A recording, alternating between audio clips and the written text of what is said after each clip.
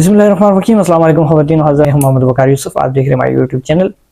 آج کا ہمارا ٹاپک ہوگا جنات اور شیطان۔ جنات کا اور شیطان کا آپس میں کیا تعلق ہے، اور شیطان انسان کو کیسے قائل کرتا ہے، شیطان انسان کو گمراہ کیسے کرتا ہے۔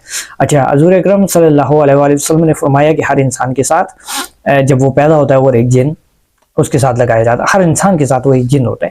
اچھا، اس کو جن کا کوئی تعلق نہیں ہوتا اسلام سے یا غیر مذہب یا مذہب سے کوئی تعلق نہیں ہوتا۔ اس کو جنات بھی استعمال کر سکتے ہیں اور خاص طور پر شیطان بھی استعمال کر سکتا ہے، اس کو انسان بھی استعمال کر سکتے ہیں، نیگیٹو بھی پوزیٹیو بھی ہے۔ انسان کیسے استعمال کرتے ہیں؟ علم سے، جو موکل جس کو کہا جاتا ہے، اور جو شیطان ہے وہ کیسے استعمال کرتا ہے، وہ اس کا خاص اس کی فوج میں ہوتا ہے، یہ سمجھ لیں۔ اچھا، شیطان انسان کے اندر خاص طور پہ ہے بھی، آپ کے دماغ کے اندر شیطان ہمیشہ کچھ وسوسے ڈال رہا ہوتا ہے، کچھ چیزیں ڈال رہتا ہے، یہ اس کے ذریعے بھی ہوتی ہیں، کئی چیزیں شیطان خود کرتا ہے۔ اچھا، شیطان کا جو مین جو مقصد ہوتا ہے نا، وہ انسان کو گمراہ کرنا اور دو لوگوں کو آپس میں لڑانا، میاں بیوی کو لڑانا، ان چیزوں کو خاص طور پر وہ زیادہ تر کرتا ہے۔ اچھا، کچھ انسان بھی ہوتے ہیں جو شیطان کی فوج کے اندر انٹر ہوتے ہیں، جو شیطانی کام کرتے ہیں، وہ بھی خاص طور پر شیطان کی فوج میں ہوتے ہیں۔ اچھا، شیطان کے مین جو کام ہے ان میں سے یہ بھی ہے کہ میاں بیوی کو آپس میں لڑانا، دو لوگوں کو آپس میں لڑانا، اور اس کے بعد ہمیشہ گمراہ کرنا، کیونکہ شیطان نے اللہ سے وعدہ کیا۔ جب شیطان گمراہ ہوا تو اللہ سے وعدہ کی، شیطان نے اللہ کو کہا کہ اے اللہ، مجھے تیری عزت کی قسم، تو مجھے اب تک زندہ رکھنا جب تک تو ان کو واپس زندہ نہیں کرے گا، یعنی کہ قیامت تک اب تک مجھے زندہ رکھنا، میں تیرے لوگوں کو اتنا گمراہ کروں گا، ان انسانوں کو اتنا گمراہ کروں گا کہ جس کا کوئی مطلب حد نہیں ہوگی۔ تو وہ پھر ظاہر سی بات ہے گمراہ تو کرے گا۔ اب شیطان جو ہے، اب دجال جو ہے وہ بھی ایک شیطان ہے۔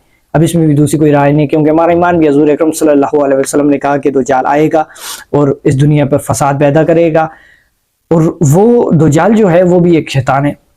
اور شیطان جو ہے وہ بھی، ابلیس جو ہے وہ بھی ایسا ہی ہے کہ وہ انسانوں کو گمراہ کرتا رہے گا روز محشر تک، اور لوگوں کو آسائشیں بھی دے گا، کئی لوگوں کو جو چاہیے وہ عطا بھی کرے گا۔ جیسے کہ ابھی ہم امریکہ کی مثال لے لیتے ہیں۔ امریکہ مین ہیڈ آفس ہے کس کا؟ دجال کا۔ اس کے اوپر بھی برابر ایک ویڈیو بناؤں گا، آپ اس کو بالکل سمجھیں گے کہ امریکہ کیسے ہیڈ آفس ہے دجال کا اور شیطان کا۔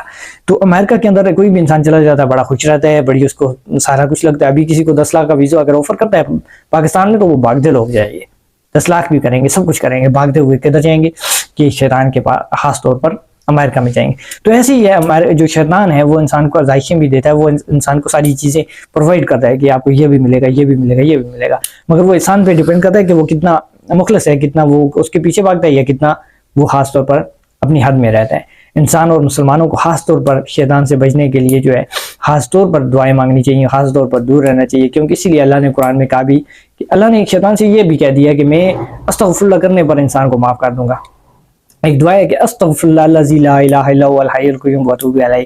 یہ دعا 3 بار حضور اکرم صلی اللہ علیہ وآلہ وسلم نے فرمایا کہ جو انسان سوچ سمجھ کر دل سے 3 بار یہ دعا پڑھتا ہے، استغفر اللہ الذی لا الہ الا هو الحی القیوم واتوب الیہ، 3 بار یہ پڑھتا ہے تو اس کا اللہ پاک سارے گناہ معاف کر دیتا ہے۔ یعنی کہ اتنے گناہ کہ اگر گویا وہ میدان جنگ سے بھی بھاگا ہو تو اس کو اللہ معاف کر دیتا ہے۔ میدان جنگ سے بھاگنا سب سے بڑا گناہ سمجھا جاتا ہے اور سب سے بڑا گناہ ہوتا ہے، کیونکہ میدان جنگ سے جو بھاگا ہو، جو فرار ہو گیا ہو میدان چھوڑ کر، وہ اس کو نہیں معافی، اللہ نے بھی کہا اس کو بالکل کبھی بھی معاف نہیں کیا جائے گا۔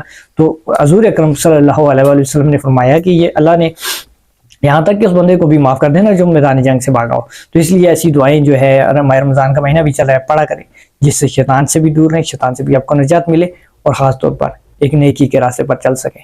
اللہ پاک ہم سب کا امین ناصر، اور فی امان اللہ۔